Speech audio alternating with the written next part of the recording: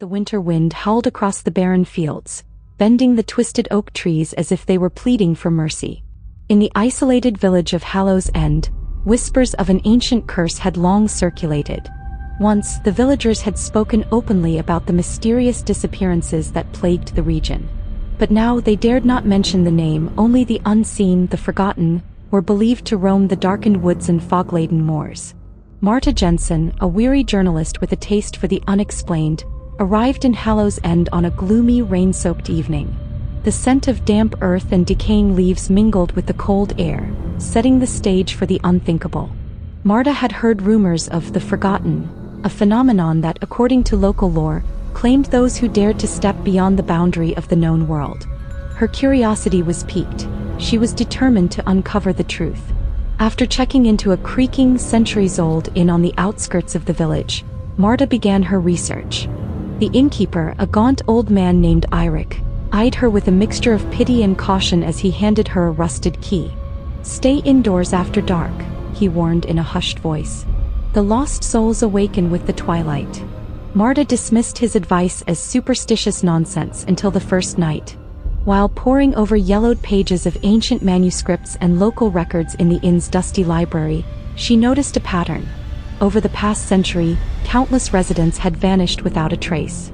Their names, dates, and locations were meticulously recorded in a leather-bound ledger titled, "The Forgotten."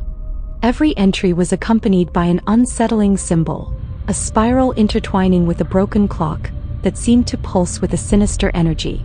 That same night, as the clock in the inn struck midnight, Marta was awakened by a series of low, mournful whispers. The voices seemed to seep through the walls, echoing the words of a forgotten prayer. Confused, she rose from her bed and peered through the rain-streaked window.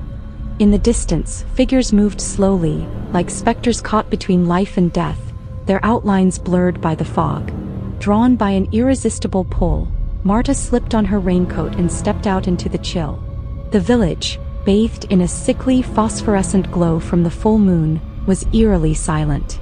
Every window was dark, every door locked. As she made her way down the uneven cobblestone streets, the whispers grew louder, guiding her toward the heart of Hallow's End, a decaying manor known as Blackthorn House, long abandoned and rumored to be cursed. Blackthorn House loomed like a black sentinel against the night sky. Its once grand facade was now covered in ivy, and its broken windows gaped like empty eyes. Marta hesitated at the threshold, remembering Ieric's warning. But her determination to unravel the mystery overcame her trepidation. Inside, the air was thick with the smell of mold and decay. Dust motes danced in the moonlight that streamed through shattered glass. Marta's footsteps echoed in the vast, empty halls, each step stirring up memories of the past. The walls were adorned with faded portraits of grim-faced ancestors, their eyes following her every move. At the center of the grand foyer lay a spiral pattern etched into the marble floor, the same symbol from the ledger. The whispers were now a chorus of sorrow and longing, guiding her deeper into the manor. In a forgotten study, Marta discovered a journal belonging to one of the vanished souls, a young girl named Ellen. Her scrawled handwriting detailed a chilling encounter with an otherworldly presence. Ellen had written of a secret room hidden behind a false wall, a chamber where the boundary between life and death was thinnest. She described a ritual performed by a coven of desperate villagers to save their loved ones from an ancient curse, a ritual that went horribly wrong. Before Marta could read more, the temperature plummeted and the room plunged into darkness. The candles she'd lit flickered violently before extinguishing entirely, leaving her in an impenetrable blackness. Panic clawed at her chest, but the whispers, now tender and coaxing, encouraged her to continue. Following the faint glow of her phone's screen, she located a narrow passage concealed behind a tattered tapestry. With trembling hands, Marta pushed it aside, revealing a hidden door. The door creaked open to reveal a small, circular room with walls lined with cryptic symbols and photographs of smiling families. But something was amiss. These were not ordinary photographs. They bore the same eerie mark of the spiral and broken clock. In the center of the room stood an antique mirror, its surface clouded with time. As Marta approached, she saw not her own reflection, but fleeting images of people, their eyes filled with a profound sadness. They reached out as if begging for rescue. Marta's heart pounded in her ears as she pieced together the horrifying truth. The ritual had been an attempt to anchor the souls of the departed to the mortal realm. Instead, it had created a tether, a doorway between the living and the forgotten. Those who had vanished were not dead but trapped in a limbo of despair, forever caught between two worlds. As she absorbed this revelation, the mirror began to ripple like disturbed water. Figures emerged from its depths, translucent and gaunt, their features twisted in anguish. Among them was a young girl with large, sorrowful eyes, Ellen. Her presence radiated a silent plea for help. Marta's rational mind battled with the overwhelming emotions coursing through her. Was she witnessing a manifestation of her own guilt and grief, or was it something far more sinister? Suddenly, the room was filled with the sound of a clock ticking, slow, deliberate, and inexorable. The voices from the mirror grew louder, each tick echoing through the chamber. In a surge of inexplicable resolve, Marta stepped forward and reached out to the spectral girl. The moment her hand brushed the mirror's surface, she was flooded with memories that were not her own. Scenes of a bustling village, a desperate ritual performed under a blood-red moon, and the anguish of families torn apart by the curse overwhelmed her senses. In that instant, Marta realized the truth. She had been drawn here not by chance but by destiny. She was the last descendant of the coven of villagers who had unwittingly unleashed the curse. The blood in her veins held the key to either sealing the rift or condemning the lost souls to eternal suffering. As the ghostly figures circled her, their eyes filled with hope and despair, Marta felt the weight of responsibility settle upon her shoulders. The clock continued its relentless march as Marta raced against time to find a solution. The whispers from the manor seemed to guide her once more, leading her to a sealed chamber hidden beneath the crumbling estate. Descending a narrow stone staircase, Marta entered a crypt-like room where ancient artifacts and ritualistic symbols were etched into the walls. In the center of the room lay a battered leather-bound grimoire, its pages yellowed with age. The grimoire contained the secrets of the ritual, how to restore balance between the living and the forgotten. It spoke of a cleansing rite that required the sacrifice of one's own memories, a trade of personal history for the salvation of countless souls. Marta hesitated, knowing that to perform the rite would mean relinquishing everything that made her who she was. But as the spectral figures wavered in the darkness, their silent pleas echoing in her mind, she understood that this was a burden she had to bear. With trembling determination, Marta began the incantation, her voice merging with the soft, haunting melody of the ancient words. The chamber responded with a surge of energy, and the very walls seemed to pulse with an otherworldly light. Images of her childhood, the warmth of her mother's embrace, and the laughter of lost friends filled her mind, each memory a precious piece of her identity.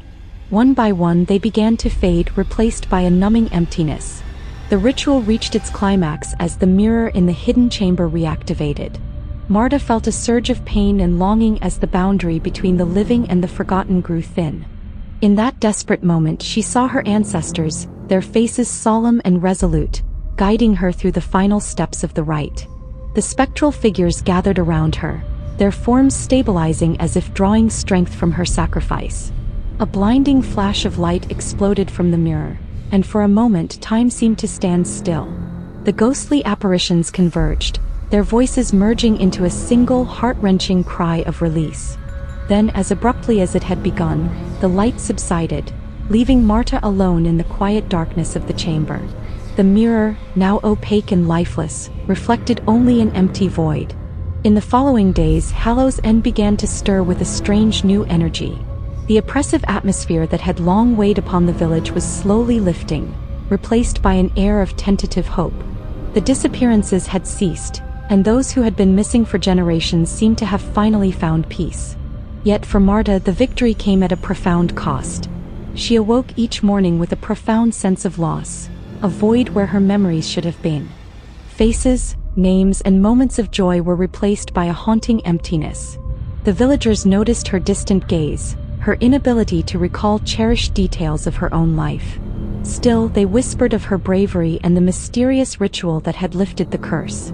They called her the Keeper, a guardian who had sacrificed her own past to restore the balance between the realms.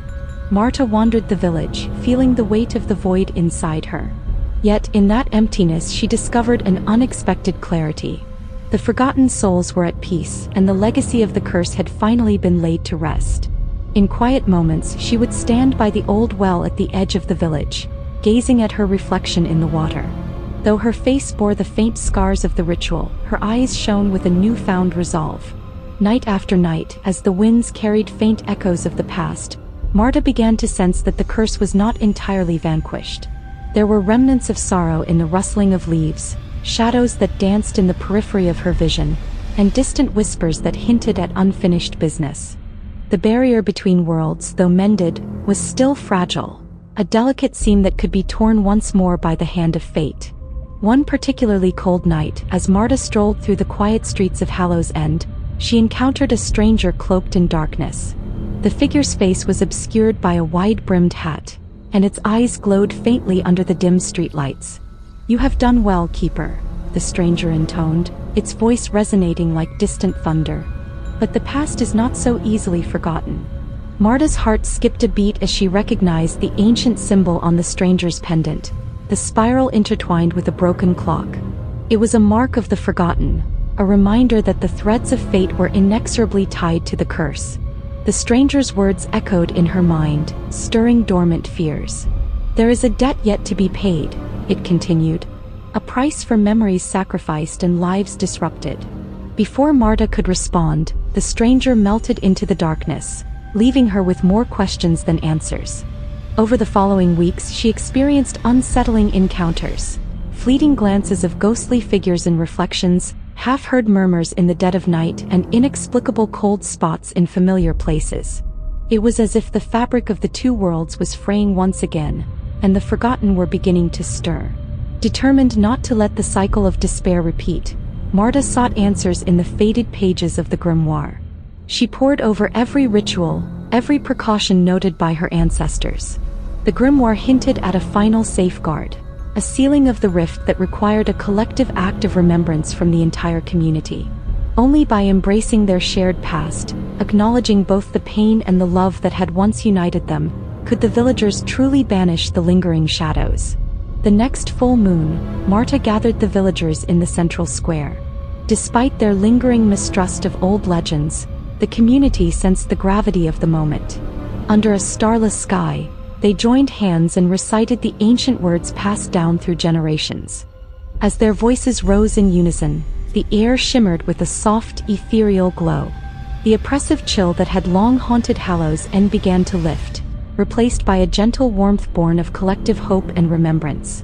In that transformative moment, Marta felt a stirring within her, a spark of the memories she had sacrificed. The faces of lost loved ones, the echoes of laughter and tears, surged forth in a bittersweet tide. For one fleeting moment, she recalled every detail of her life, the warmth of a family long lost, the beauty of shared moments, and the enduring strength of human connection. The memory was transient, but it was enough.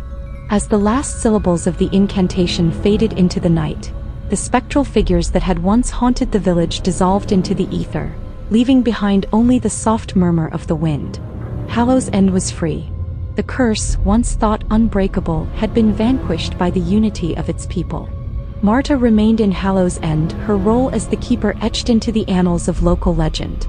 Though her personal memories were forever altered, she discovered solace in the knowledge that she had restored balance between the living and the forgotten. In quiet moments, she would visit the ancient oak at the village's edge, its gnarled branches a testament to the passage of time and the resilience of hope. The village, too, underwent a subtle transformation. The once dreary streets bloomed with small signs of life, children's laughter, shared meals, and communal gatherings beneath the vast, starlit sky. The collective act of remembrance had not only sealed the rift but had also rekindled a sense of belonging and healing among the villagers. Yet every so often, when the wind carried a particularly mournful tune or the moon shone with an otherworldly brilliance, Marta would pause and listen. The echoes of the forgotten were never truly silenced. They lingered in the quiet spaces between heartbeats and whispered secrets in the rustling leaves. But now they were no longer harbingers of doom. They were gentle reminders of the past, a tribute to those who had once been lost. In the end, Marta understood that memory was a double-edged sword. It held the power to bind hearts together or to shatter them apart. By embracing both its beauty and its pain, She had not only freed the trapped souls but had also forged a path toward healing for herself and for the entire village. And in that fragile balance between darkness and light, the legacy of the Forgotten would live on, not as a curse, but as a beacon of hope for generations to come. The night's chill gave way to the promise of dawn, and as the first rays of sunlight broke over the horizon, Marta smiled softly to herself. In the face of unimaginable loss, she had discovered that even the darkest memories could, when shared, illuminate a path to redemption. And so, in Hallow's End, where shadows once reigned supreme, the people learned that to remember was not to be haunted by the past, but to honor it, ensuring that no soul, however forgotten, would ever truly be lost again. That's it for tonight's tale. But don't worry, there's always more where that came from. Be sure to stay tuned for even more nerve-thrilling horror stories every single week. If you haven't already, hit that subscribe button and join us here at the Hallow Horror. You won't want to miss what's coming next. Until then, stay safe. Or stay scared. See you next time.